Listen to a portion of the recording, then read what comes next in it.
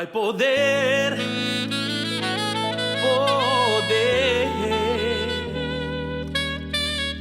sin igual poder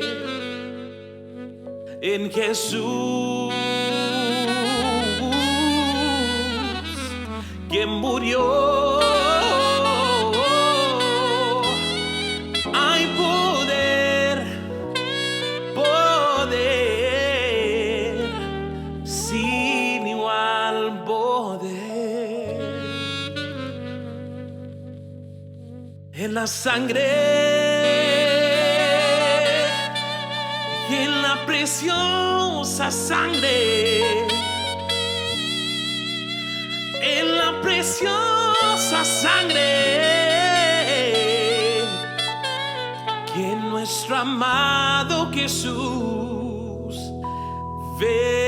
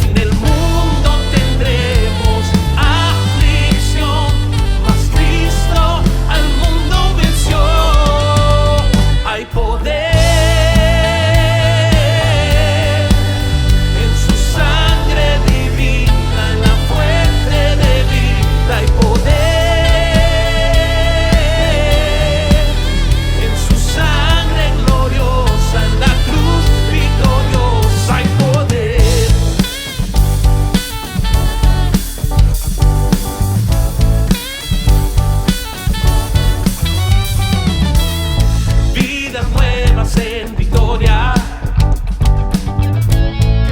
caminamos sin derrota, libres somos por su sangre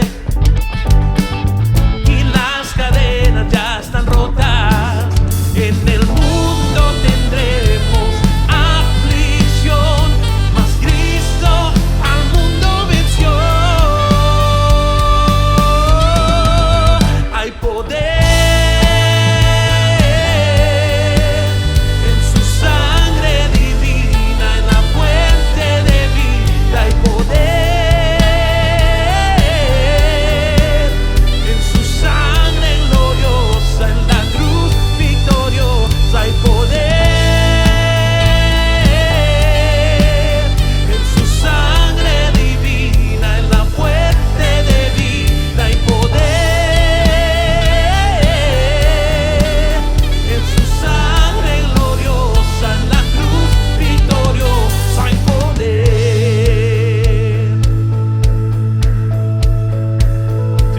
victoria en Cristo, levanten sus manos y su voz, ¡vamos!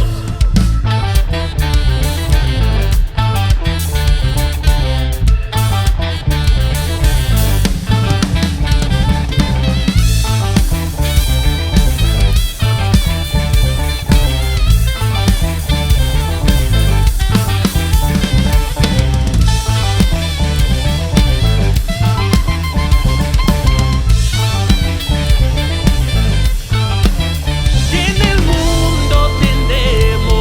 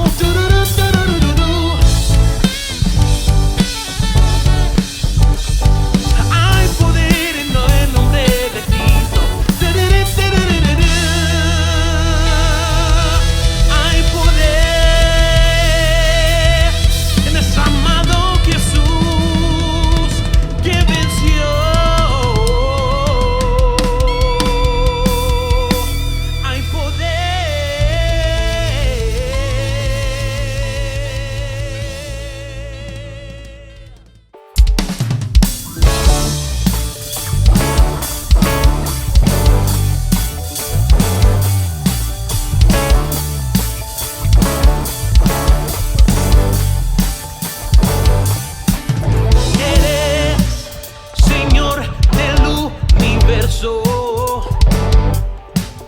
Eres mi roca y mi sustento.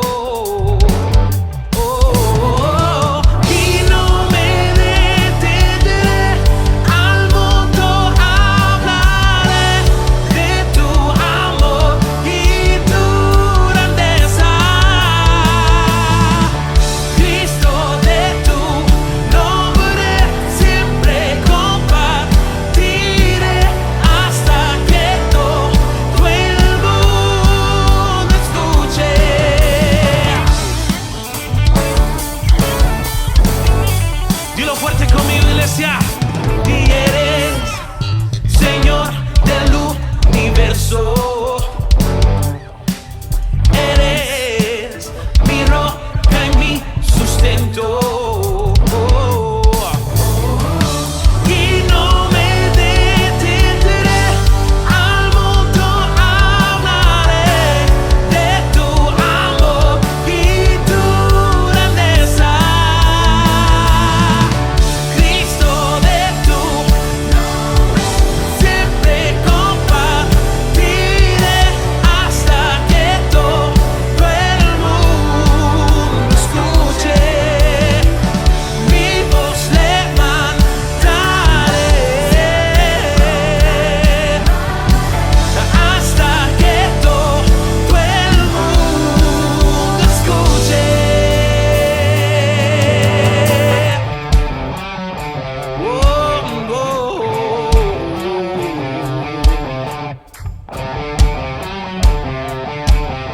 Señor, tú eres el Dios de todas las naciones. Dilo fuerte, Dios del Señor, Dios de las naciones, lo cantaré. Ti eres el Dios, Dios de las naciones, lo cantaré. Una vez más, ti eres el Dios, Dios de las naciones, lo cantaré. Ti eres el Dios, Dios de las naciones, lo cantaré.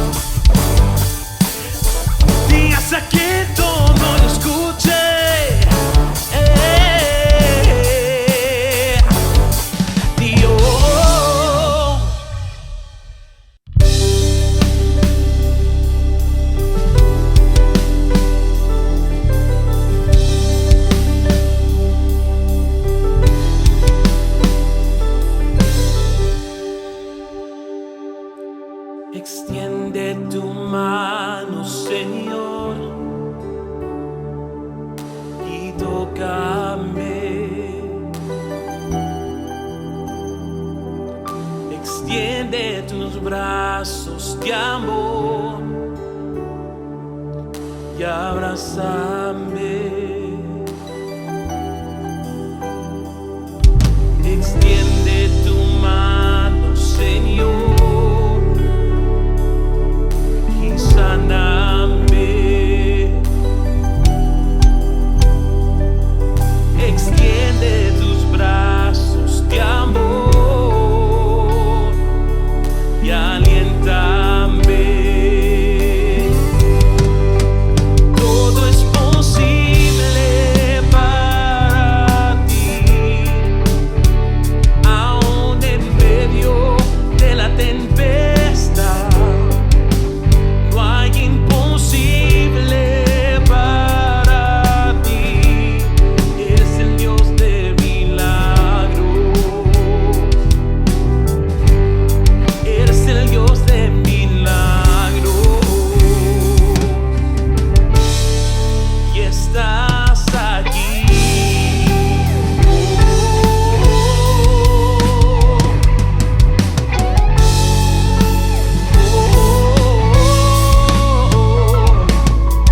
Extiende tu mano, Señor, y tócame. Extiende tus brazos de amor y abrázame.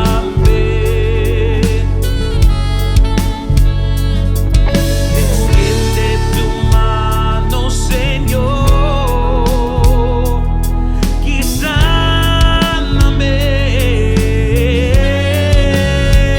Oh, extiende tus brazos de amor y aliéntame.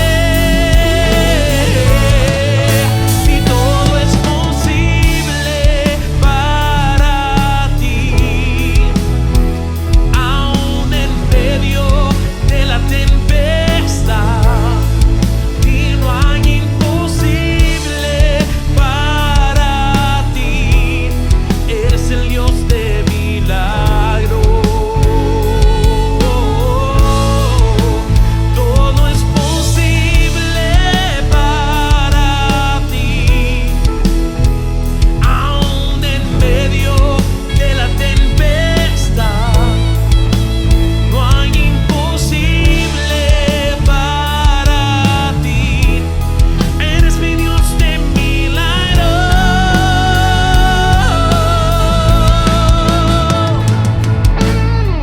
Y aunque los vientos soplen y el mar se levante, yo en ti confiaré. Y aunque mi mundo tiemble y el temor me cuente, en tu mano estaré. Todo es posible para ti, aún en medio de la tempestad. Y no hay imposible para ti. Eres el Dios de milagros. Eres mi Dios de milagros. Eres el Dios de milagros. Eres mi Dios de milagros. Y estás aquí.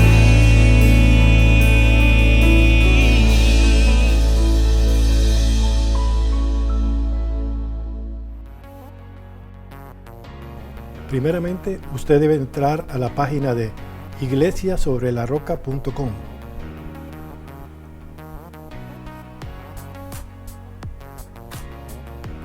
Busque la casilla que dice "Sea un mayordomo fiel" y haga clic allí.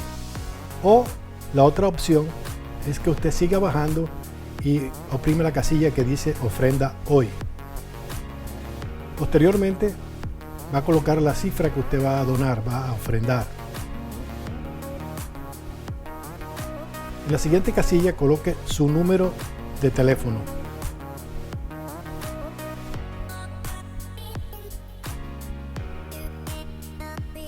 a usted le llegará un número de código de seguridad, el cual va a ser exclusivamente para usted, para nadie más. Es para registrar esa transacción.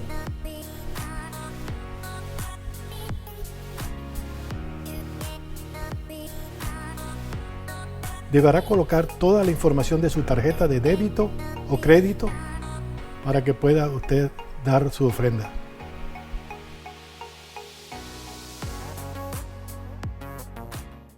Hola, hola, ¿cómo están? Bueno, rogándole al Señor que se encuentren todos bien, amén. Disfrutando de lo que el Señor nos da aún en medio de la situación que estamos viviendo, pero Dios es más grande y más poderoso que esa situación, así que les estamos dando la bienvenida. Ojalá puedan ustedes reunirse con nosotros. Vamos a tener nuestro servicio de cada domingo a las 2 de la tarde. San José, California, Iglesia sobre la Roca. Así que espero que se unan a nosotros a poder escuchar la maravillosa palabra de Dios. Así que vamos a poner este tiempo en las manos del Señor, diciéndole al Señor que prepare para que nosotros podamos recibir lo que ya Él tiene de antemano para nosotros. Y siempre, siempre, siempre el Señor tiene cosas maravillosas para nosotros. Así que vamos a ponerle este tiempo en las manos del Señor, que nos prepare para recibir esa maravillosa palabra que nos va a regalar en el día de hoy. Padre, hoy venimos delante de tu presencia, mi Rey, con un solo propósito, el mismo propósito que utilizamos siempre, y ese propósito es alabarte, ese propósito es exaltarte, es levantar tu nombre, es darte las gracias por ser nuestro Dios, es darte las gracias porque si hoy estamos aquí, Señor, delante de tu presencia, es porque a ti te ha placido, Señor. Es porque tú nos escogiste antes de la fundación del mundo, Padre. Gracias, Señor, que nos haces partícipe de tu reino aquí en la tierra, Padre. Ojalá nosotros podamos lo menos posible defraudarte y darte lo mejor de nuestras vidas, Señor. Hoy venimos delante de tu presencia, poniendo nuestros corazones, Señor, en tus manos, Padre, para que tú siembres tu palabra, esa palabra que vivifica, esa palabra que nos ayuda a seguir adelante aún en medio de las dificultades, esa palabra que es la única verdad, que es la que nosotros debemos seguir, Señor. Y hoy estamos delante de tu presencia, trayéndote todo lo que tenemos, Señor, para encontrar esa libertad que solo encontramos en ti. Hoy te ponemos nuestros dolores, Señor, en tus manos, Señor. Aquello que estamos sintiendo, descansamos en ti, lo ponemos en tus manos, sabiendo que tú eres ese Dios maravilloso, ese Dios poderoso que nos dice en tu palabra que tú harás y nosotros lo creemos, Señor. Gracias, Señor. Gracias por tu palabra, Dios. Gracias, Señor, por lo bueno y lo maravilloso que has sido con nosotros. Hoy te pido, Señor, que tú des el consuelo a todas estas familias, Señor, que han perdido un ser querido, y que tú los consueles, que tú los abraces, Señor, y que ellos puedan sentir esa paz tuya que sobrepasa todo entendimiento y que el mundo no entiende, pero que nosotros entendemos, Señor, porque es ese gozo que tú nos das cuando te conocemos y cuando sabemos de ti, Señor. Hoy te pido que tú los abraces y que tú les des una bendición especial. Gracias por ser nuestro Dios, Señor. Gracias por regalarnos tu palabra. Te alabamos, Señor, te bendecimos en el nombre de Jesús. Amén.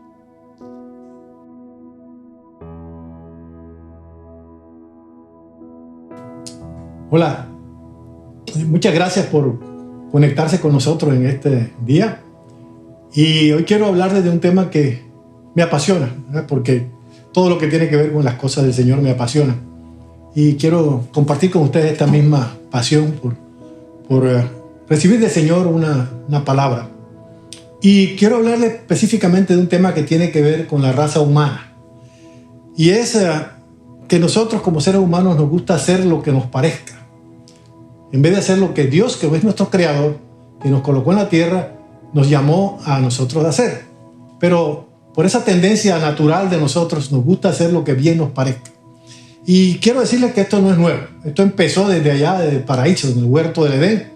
Cuando Adán, que ya conocía, porque Adán no fue ignorante, Adán conocía las reglas que Dios había impuesto, pues sabía que estaba mal comer del fruto de que Dios le había prohibido que comiera, Pero él de todas maneras, sabiéndolo, él comió por insistencia de Eva. Eva fue tentada por la serpiente y comió el fruto, y Adán, que ya sabía, pues también comió. Y eso es producto de esa rebelión que hasta la fecha estamos nosotros heredando y desarrollando en cada una de nuestras vidas. Esa rebeldía que heredamos desde Adán. Y hoy quiero enfocarme en un pasaje que tiene que ver mucho con esa rebeldía. Y por eso le puse el título a esta enseñanza de hacer lo que bien nos parezca. El pueblo de Israel, durante un tiempo, de un periodo que conocemos en la Biblia, el tiempo que conocemos como los jueces, en ese tiempo cada uno vivía conforme a lo que bien le parecía, dicho en términos como que más popular, dice que cada uno hacía lo que le venía en gana. Y Dios venía después de ese grado de pecado y de desobediencia a Dios, los castigaba entregándolos a sus enemigos. Y la Biblia lo registra. Vamos a mirar el primer versículo de hoy, está en Jueces 21-25, y dice así: en estos días no había rey en Israel, cada uno hacía lo que bien le parecía. No había rey.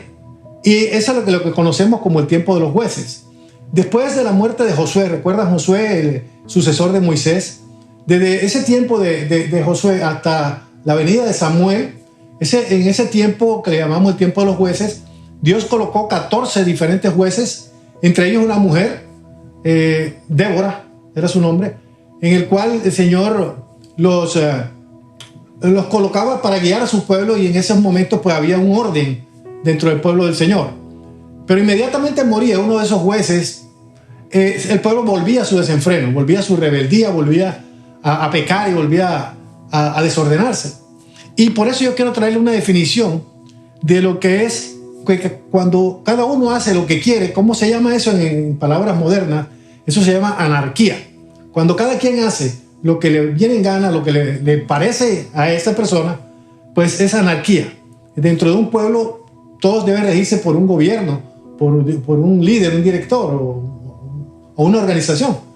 Y dentro del ambiente espiritual, por el Señor en primer lugar y por las autoridades que el Señor delega. Pero nosotros, con esa herencia de rebeldía, pues no nos sometemos, y cada quien quiere hacer lo que le venga en gana.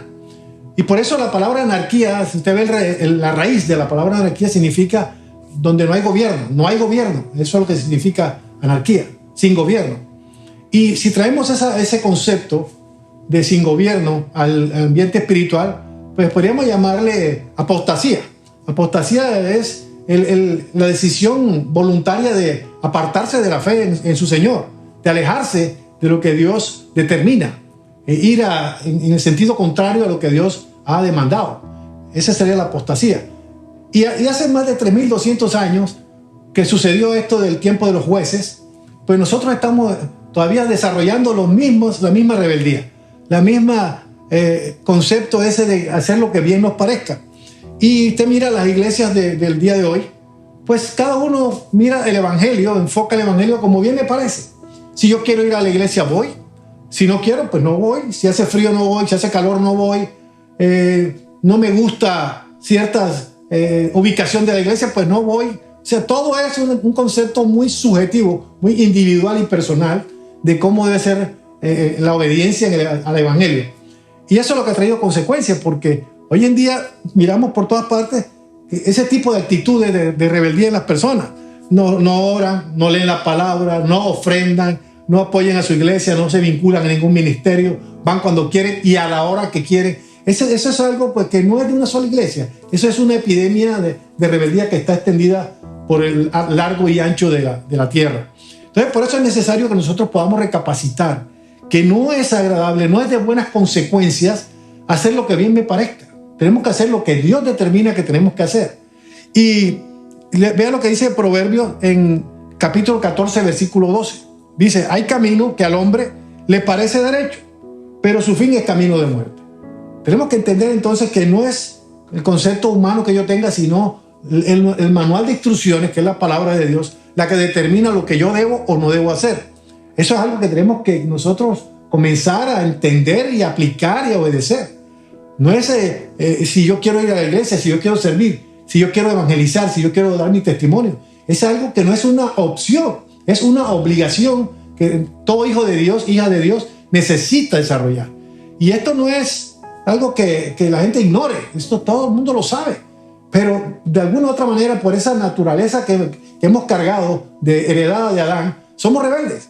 No queremos hacer lo que Dios determina, sino lo que nosotros nos parezca bien hacer. Mire en Proverbios 21:2 lo que dice la palabra. Dice: todo camino del hombre es recto en su propia opinión, pero Jehová pesa los corazones. Entonces la opinión de nosotros, yo creo, pero mi vecino cree a su manera, el otro, mi hermano, mi tía, mi familiar cree a su manera. Todos creemos a nuestra manera. Y pregunto, ¿dónde está la manera de Dios? Estamos cada uno haciendo nuestra manera, nuestro enfoque de cómo debo servir, si debo ir a la iglesia o no debo ir. En fin, tantas cosas que nosotros estamos decidiendo con nuestra manera de entender, que es humana, que nos podemos equivocar, y sin embargo no recurrimos a nuestro manual de instrucciones, que es la que determina realmente qué es lo que debemos hacer. Yo quiero echarle un vistazo, o sea, una especie de recorrido rápido por ciertos personajes de la Biblia, porque son muchos, pero escogí unos cuantos que nos ayuden a meternos en este concepto de lo que es no hacer lo que a mí me parezca, sino lo que a Dios le parezca. Y voy a escoger unos personajes que de una manera u otra hicieron lo que bien les pareció, y las consecuencias no fueron muy agradables, fueron terribles en algunos casos. Y yo quiero compartir eso en esta tarde conmigo. Si me acompaña, vamos a ver el primer caso, volviendo al origen, que es en el huerto del Edén, con Eva, ¿verdad? Vamos a mirar la palabra en Génesis 3:6. Dice así, dice: y vio la mujer, o sea Eva, que el árbol era bueno para comer y que era agradable a los ojos y árbol codiciable para alcanzar la sabiduría. Y tomó de su fruto y comió, y dio también a su marido, el cual comió así como ella. A Eva le pareció saltarse la orden de Dios. Le pareció en su razonamiento desobedecer lo que Dios había dicho. Y decidió ella escuchar lo que decía la serpiente. Satanás camuflado con la serpiente. Entonces ella tomó la decisión de hacer lo que bien le pareció. Entonces fue desobedecer a Dios, y no solo comió ella, sino que lo ofreció a su marido. Y miren hasta dónde llevan las consecuencias. Toda esta situación desagradable, de aflicción, de tribulaciones, de angustia, de muerte, de enfermedades, todo lo que usted nombra que es negativo, lo heredamos por esa decisión de Eva de desobedecer, de hacer lo que a ella le pareció y brincarse, saltarse, por llamar de alguna manera, la orden de Dios. Y no solo ella, sino que también contaminó a su marido. Entonces es necesario que entendamos que, partiendo de este comienzo de la raza humana, de allá del huerto del Edén, nosotros tenemos que volver a los principios, volver a la base, a la raíz, que es obedecer al Señor. Quien nos colocó en la tierra no fue una casualidad de nuestros padres o una decisión de nuestros padres, fue una decisión de Dios que nos colocó en esta tierra para que siguiéramos sus directrices, siguiéramos sus órdenes, sus planes, sus proyectos. Y no podemos decir con la excusa de que no lo conocemos. En su manual de instrucciones está establecido lo que debemos hacer, lo que no debemos hacer, cuál es su voluntad y cuál no. Entonces yo lo invito a que en este primer personaje, que es el punto de partida de todo lo que nos ha ocurrido, que nosotros recapacitemos en que desde el comienzo tenemos ese gran problema de hacer lo que bien nos parezca y no lo que a Dios le ha parecido. Otro personaje, después de haber contemplado el caso de Eva y de Adán, pues es Lot. Conocemos Lot, el sobrino de Abraham. También fue otro que también tomó decisiones como bien le pareció a él. Vamos a mirar en Génesis capítulo 13, del 10 al 13. Dice: Lot levantó la vista y observó que todo el valle del Jordán hasta Zoar era tierra de regadío, como el jardín del Señor o como la tierra de Egipto. Así era antes de que el Señor destruyera a Sodoma y Gomorra. Entonces Lot escogió para sí todo el valle del Jordán y partió hacia el oriente. Fue así como Abraham y Lot se separaron. Abraham se quedó a vivir en la tierra de Canaán, mientras que Lot se fue a vivir entre las ciudades del valle, estableciendo su campamento cerca de la ciudad de Sodoma. Los habitantes de Sodoma eran malvados y cometían muy graves pecados contra el Señor. Entonces, aquí está claro, hemos conocido por mucho tiempo esta historia, y lo que indica, lo que podemos extraer como moraleja de esta situación, es que Lot escogió según la carne. Él se le llenaron los ojos. Él se emocionó, dice: uy, esta tierra era mejor. Mientras que Abraham le dijo: escoge tú primero, ¿verdad? Y él escogió lo que bien le pareció, no buscó la dirección de Dios, la inspiración del Espíritu de Dios, sino que simplemente se le llenaron sus ojos carnales para escoger lo que él consideró que era la mejor tierra. Y Abraham se quedó con Canaán. Y miren lo que ocurrió, cómo terminó toda esta historia con aquella destrucción de Sodoma y Gomorra, ¿verdad? Que tuvo el Señor que mandarle ángeles que lo sacaran de allí, en fin.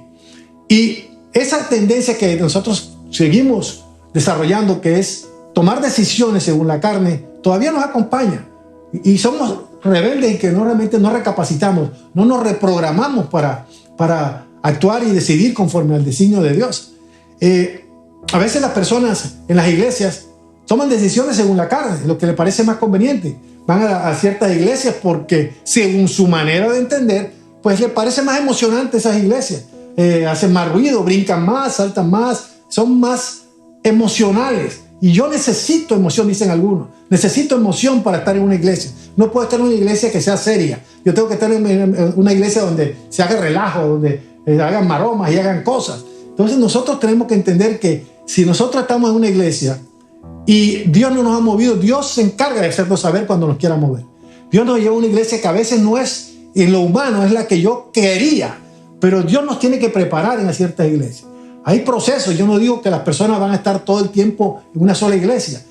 Pueden estarlo, pero pueden no también. Pero una iglesia está en el plan de Dios para cubrir esas áreas de las personas que en otra parte no lo van a cubrir. Dios necesita preparar a las personas en ciertas áreas que quizás no lo van a tener la oportunidad de hacerlo en otro lado. Y las personas en su saber, porque hacen lo que bien les parece, dicen, no, esta iglesia no es la mía, yo me voy para otro lado. Porque van regidos por las emociones, se dirigen por las emociones, como Lot, se rigen por los ojos carnales y no están viendo que dentro del plan de Dios está ese proceso que a veces no es de nuestro agrado, no estamos de acuerdo con Dios y nosotros somos los que tomamos la decisión final de movernos de una iglesia donde Dios nos ha dicho que se mueva. Entonces tenemos que tener mucho cuidado porque está en juego nuestra vida espiritual. Está en juego muchas cosas que son demasiado importantes para tomarlas a la ligera y decidir con nuestros ojos carnales por la emoción o por el sentimiento o por lo que yo siento de un lado o siento del otro.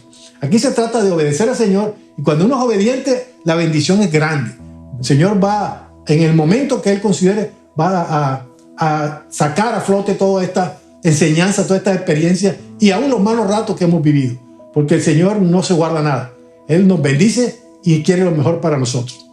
El siguiente personaje que yo quiero compartir con ustedes hoy acabo de hablar de Lot, ahora voy a hablar de la esposa de Lot. Miren en Génesis 19, 24 al 26. Dice, entonces el Señor hizo que cayera del cielo una lluvia de fuego y azufre sobre Sodoma y Gomorra. Así destruyó a esas ciudades y a todos sus habitantes, junto con toda la llanura y la vegetación del suelo. Pero la esposa de Lot miró hacia atrás y se quedó convertida en estatua de sal. Esto podemos hablar en primer lugar como una curiosidad. Miró para atrás como una curiosidad. Pero más que una curiosidad, esto es algo mucho más profundo, que es mirar hacia atrás, es anhelar lo que estaba dejando. Así cuando nosotros el Señor nos saca del mundo, muchas personas anhelan lo que representó el mundo para ellos. La parranda, esa vida licenciosa, esa vida loca, esa vida llena de pecado. Muchas personas están aún, el Señor los está invitando con lazos de amor a venir a su reino. Y las personas están mirando hacia atrás, todavía anhelando esa vieja manera de vivir, llena de pecado y llena de desesperanza. Entonces es necesario que aprendamos esta lección de la mujer de Lot, que ni su nombre se registra, sino simplemente que se convirtió en estatua de sal. La curiosidad o ese anhelo de esa persona de mirar hacia atrás fue superior a lo que Dios había establecido, porque recuerden que Dios la estaba sacando para salvar su vida. Dios le dijo, salgan de allí a Lot y a su familia para salvar su vida, porque voy a destruir a esta ciudad. Sin embargo, prefirió a ella desobedecer a Dios, porque Dios le dio claramente a través de su mensajero que no mirara hacia atrás. Y fue lo que hizo. Porque nosotros siempre tenemos esa tendencia de hacer lo que bien nos parezca. Y si miramos en la Escritura a nivel espiritual, ese concepto de mirar hacia atrás, mire en Lucas 9:62, el Señor lo dijo claramente. Dice, Jesús le respondió, nadie que mira hacia atrás después de poner la mano en el arado es apto para el reino de Dios. Nosotros tenemos que ser aptos para el reino de Dios, no mirando hacia el pasado, no mirando hacia lo que dejamos, más bien esa nueva identidad, ese nuevo futuro, esa nueva dimensión que Dios tiene para nosotros, que es mucho mejor. No se compara por nada en absoluto con el mundo que dejamos atrás. Cuando estamos en el mundo creemos que esa es la maravilla, creemos que es lo mejor que nos puede pasar. Pero cuando llegamos a los pies de Cristo, entendemos que no hay nada que se pueda comparar con esa paz que en medio de las situaciones adversas podemos sentir, con esa provisión oportuna de Dios, con esa dádiva y ese don perfecto de Dios que nos llena de su misericordia, que nos llena de su amor, de su protección, de su provisión. Tantas cosas que el Señor nos da y que no podemos comparar con ese mundo que dejamos atrás. Y el Señor lo dijo: nadie que mire hacia atrás puede ser digno de mirar, de ser del reino en que yo le estoy ofreciendo. El apóstol Pablo decía, olvidando lo que queda atrás, me extiendo hacia adelante. Tenemos que extendernos hacia adelante siempre. En Números 11:5, recuerdan aquel pensamiento del pueblo de Dios que lo sacó de Egipto. Decía que nos acordamos del pescado, de los pepinos, de los melones, de los puerros, de la cebolla, de los ajos. El Señor le había ofrecido la tierra prometida. Y esta gente estaba acordándose del pescado, de los puerros, de los pepinos, de la cebolla, de los tomates. Estaban acordándose de todas estas cosas porque extrañaban las cosas del mundo. Estaban en esclavitud y todavía añoraban ese alimento que les ofrecía el mundo de la esclavitud. Nosotros tenemos que tener claro lo que queremos, nuestra identidad, nuestra razón de ser. Dios nos dio todo esto. No podemos estar anhelando el alimento del mundo. Tenemos un alimento maravilloso en la palabra de Dios. Tenemos al pan de vida que es Cristo. No podemos nosotros estar anhelando el pasado. Es importante. El Señor lo estaba sacando a su pueblo, como nos ha sacado a nosotros, de la esclavitud, del pecado, del mundo. Y nos tiene una tierra prometida maravillosa que no se compara con nada. Y nosotros, sin embargo, en muchas ocasiones estamos mirando hacia atrás porque es lo que nosotros creemos, lo que pensamos. Hacer lo que bien me parezca es anhelar eso, y en muchas ocasiones devolvernos al mundo. Mucha gente lo ha hecho y rogamos a Dios que realmente perseveren en el Señor, que mediten en todo lo que están haciendo. Es necesario entender que el mundo no nos puede ofrecer, al contrario, el mundo quiere nuestra perdición. Es necesario entender, amados hermanos, que como Lot, como su esposa y aún como Eva, nosotros tenemos que aprender de ellos, aprender de esa mala experiencia que trajeron consecuencias nefastas para su vida, y no solo su vida, sino su descendencia. Nosotros tenemos que tomar decisiones sabias, mis amados hermanos, decisiones sabias, porque sabemos que obedecer a Dios es lo mejor que podemos hacer. Esa es sabiduría, obedecer al Señor, el temor al Señor, honrar al Señor. Pero en muchas ocasiones preferimos hacer lo que bien nos parezca, recurriendo a esa tendencia rebelde que heredamos de nuestros primeros padres. ¿Okay? Entonces, pasando ahora al Nuevo Testamento, a un par de personajes que voy a hablar yo aquí también, de estas personas que prefirieron hacer lo que bien les parecía. Estamos hablando de Ananías y Zafira, dos personas también ampliamente conocidas en el mundo espiritual. Y vamos a remitirnos al libro de los Hechos, capítulo 5, versículo 1 al 5. Dice la palabra: un hombre llamado Ananías también vendió una propiedad y, en complicidad con su esposa, Zafira se llamaba, se quedó con parte del dinero y puso el resto a disposición de los apóstoles, el resto, lo que le sobró. Ananías le reclamó a Pedro: ¿cómo es posible que Satanás haya llenado tu corazón para que le mintieras al Espíritu Santo y te quedaras con parte del dinero que recibiste por el terreno? ¿Acaso no era tuyo antes de venderlo?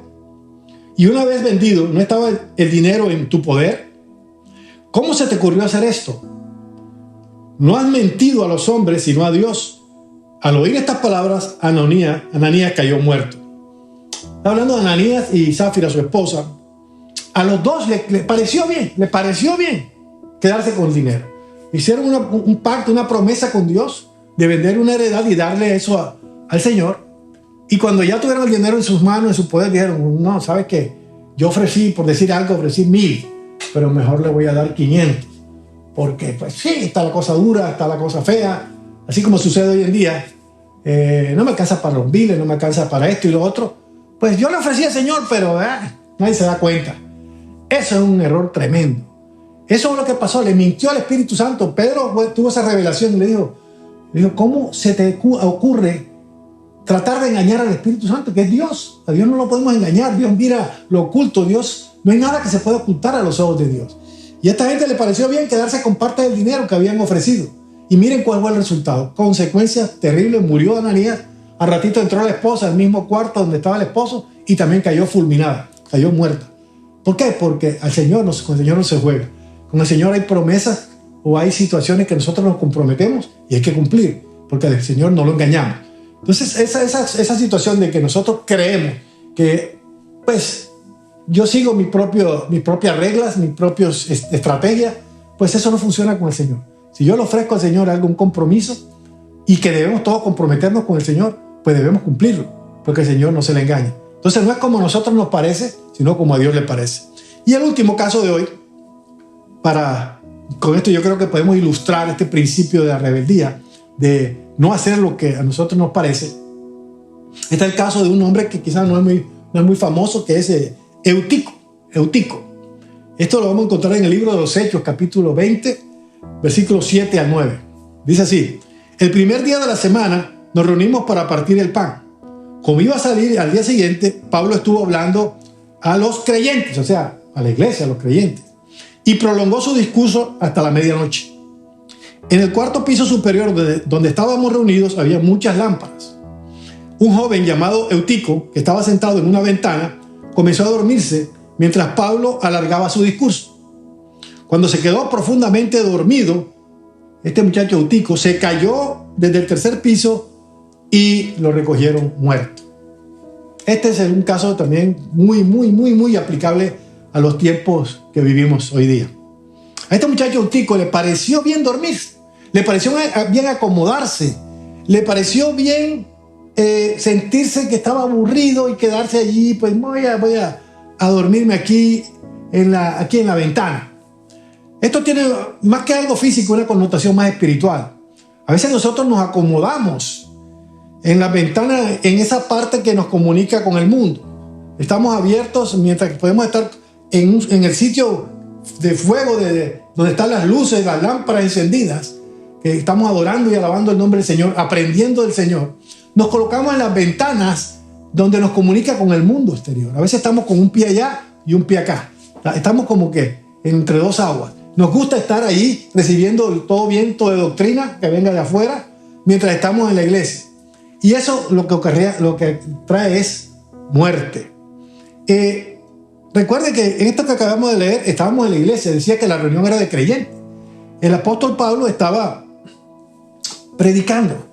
Y aquí hay algo que aprendimos recientemente aquí con un ministro que nos trajo una enseñanza recientemente al ministerio de varones de esta iglesia, y que hablaba acerca de que cuando nosotros vamos a la iglesia a escuchar la palabra, hay dos enfoques principales que nosotros damos a la persona que nos está ministrando la palabra. Una, que nosotros lo miramos a la persona como predicador. Como predicador, oiga, esto es importante. Si miramos a la persona como predicador, vamos a encontrar muchas fallas. Si usted mira a su pastor o el ministro que está predicando en su iglesia, lo mira como predicador, usted va a encontrar que otros predicadores son mejores. Usted va a estar siempre buscando en las redes sociales, en videos, un predicador que sea más elocuente que su pastor. Habla más bonito, tiene mejor gracia, se viste mejor, porque usted está buscando el predicador. Pero cuando usted no tiene ese enfoque de mirar a su pastor o al ministro como predicador, sino como su maestro, usted va a aprender. No va a estar escuchando una palabra que lo reconforte, que lo apapache, que no le hable de arrepentimiento, que le hable de superación. Esas cosas no más sin que le hable del pecado, de las consecuencias, precisamente como esta, las consecuencias de hacer lo que a mí me parezca y no lo que a Dios le parezca.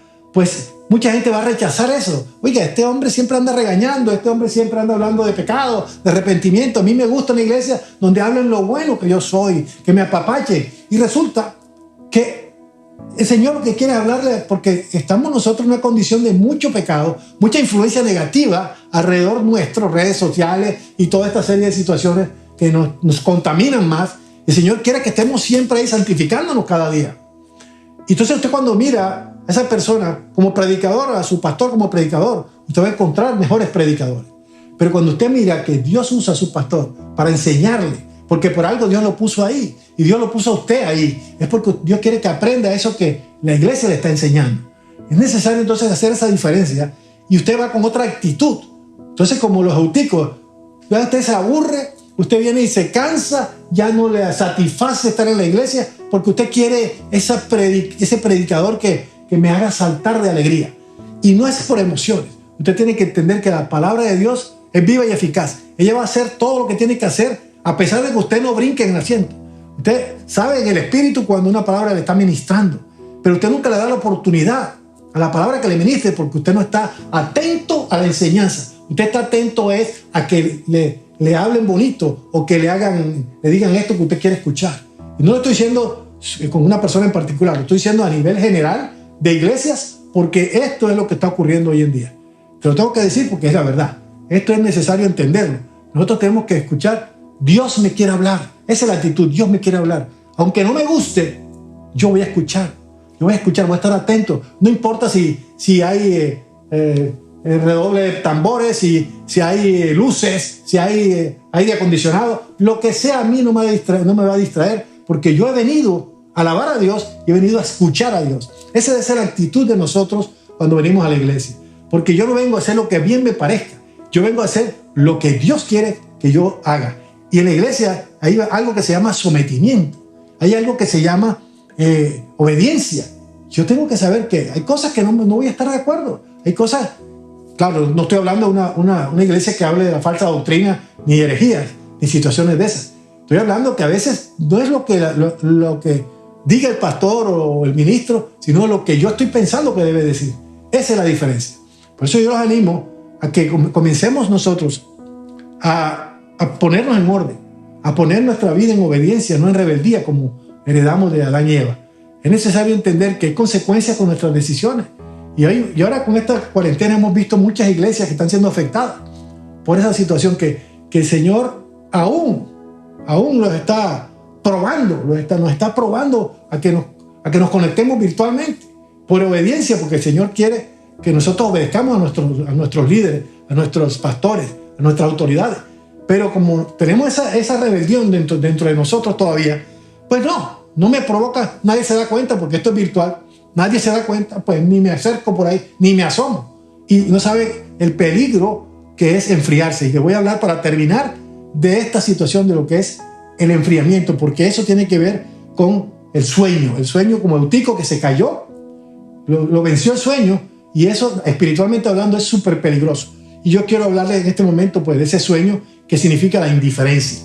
Le voy a hablar para que usted sepa lo peligroso que es. Bueno, quiero concluir con esto.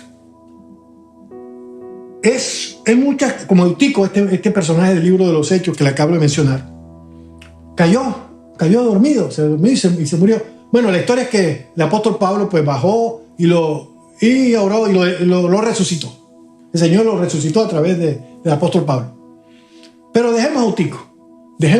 Vayamos a los tiempos actuales, tomando esa enseñanza de este personaje. El sueño de la indiferencia, porque hay diferentes tipos de sueños, de adormecimientos. El Señor dijo, despierta tú que duermes, dice la palabra, ¿verdad? Despierta tú que duermes y te iluminará Cristo. Hay un término que se llama la hipotermia.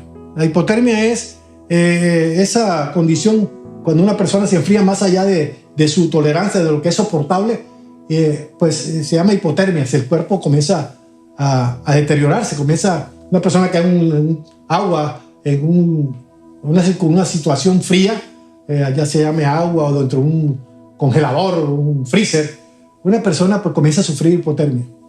Y le digo esto porque es una muerte que le llaman la muerte dulce. Y es lo que sucede en muchos hermanos. Van a las iglesias y comienza como Eutico a dormirse, a dormitarse. Y ese es el efecto de la hipotermia. La hipotermia espiritual te va durmiendo. Y tú no te das cuenta, va poco a poco, se van adormeciendo el cuerpo, se va insensibilizando, va sintiendo cada vez menos. Ya hasta no siente dolor, todo se insensibiliza, hasta que se van deteniendo, se van parando los órganos, hasta que lentamente la persona cree que va a dormir, siente como un sueño y lo que está llevando es a la muerte. Y es exactamente igual lo que ocurre con la hipotermia espiritual. La hipotermia espiritual tiene que ver cuando las cosas esa frialdad va atacando el cuerpo, va atacando a la persona y ya va dejando de orar, deja de leer la palabra, deja de congregarse, deja de ofrendar, deja de tener comunión con los hermanos. Poco a poco se va deteriorando. Sin darse cuenta se va enfriando, se va separando, hasta que llega el momento en que sin darse cuenta está muerto espiritualmente. A muchos les ha ocurrido y no se han dado cuenta, no sienten, porque es un proceso que va lentamente, va poco a poco. Eso no es de un día para otro, eso no es algo repentino, eso va entrando con esa lentitud, con esa calma, y la gente cuando se viene a dar cuenta está muerta, ya ni cuenta se da, porque está muerta. Pero nosotros tenemos que saber lo peligroso que es el enfriamiento, la hipotermia espiritual, y yo por eso quiero exhortar a mis hermanos que no se dejen envolver por ese ambiente frío. Es un ambiente frío que te va a matar lentamente. Y eso empieza cuando dejamos de congregarnos, aunque sea virtualmente, cuando dejas de orar, cuando dejas de escuchar la palabra, cuando dejas de comunicarte con los hermanos. No somos llaneros solitarios, no podemos andar solos por ahí, porque nos enfriamos.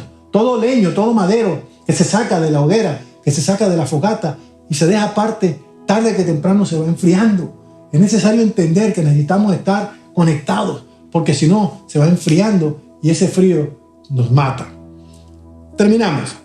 Jesús fue una persona que vino al mundo, se hizo carne, Dios hecho carne, se limitó a lo humano y nunca jamás, con toda la libertad que tenía, nunca jamás hizo lo que él quería. Siempre hizo la voluntad del Padre. Siempre nos dejó esa enseñanza. Yo vine a hacer no lo que quiero, sino la voluntad del Padre. Y es lo que nosotros tenemos que imitar. Seguir el ejemplo de Cristo, hacer la voluntad del Padre.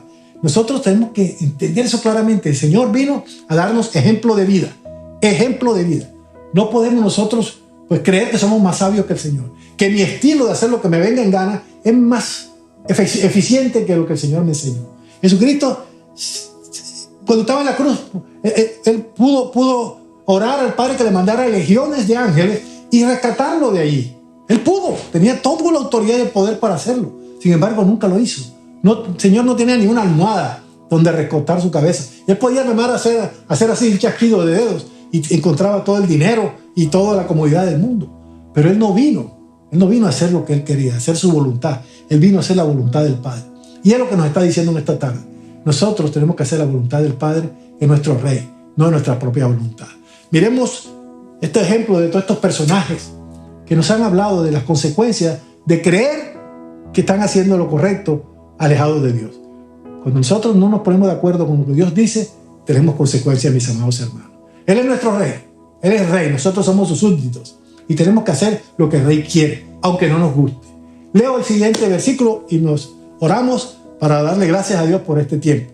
En Proverbios 19:21 dice: muchos pensamientos hay en el corazón del hombre, mas el consejo de Jehová permanecerá.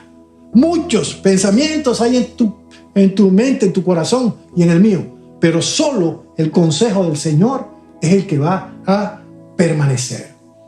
Te dejo con eso. Que Dios te haga reflexionar a ti y a mí sobre lo importante que es no hacer mi voluntad, sino la voluntad de Dios. No hacer lo que bien me parezca a mí, sino lo que le parece al Señor. Oremos. Padre amado, Padre glorioso, te damos las gracias por esta tarde, por esta oportunidad de compartir tu mensaje, Señor. Te ruego, mi Dios, que nos perdones. Que nos perdones porque en muchísimas ocasiones hemos querido hacer lo que bien nos parezca, como en el libro de los jueces, pero sabemos cuál es la consecuencia. Muchas de las situaciones que estamos atravesando, los problemas que nosotros mismos nos buscamos, son porque hemos olvidado hacer lo que tú dices que hagamos y nos gusta hacer lo que bien nos parezca, Señor. Por eso te pedimos perdón en este día y te rogamos, Espíritu Santo, que sigas haciendo la buena obra en nosotros.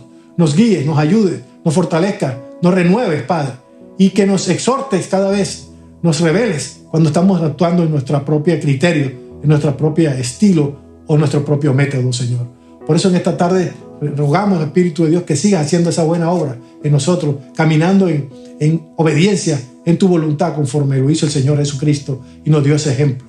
Te damos la gloria y la honra en esta tarde, declarando tu soberanía en nuestras vidas, ese amor y esa provisión maravillosa que tienes para cada uno de nosotros. En el nombre de Jesús te damos gracias. Amén y amén.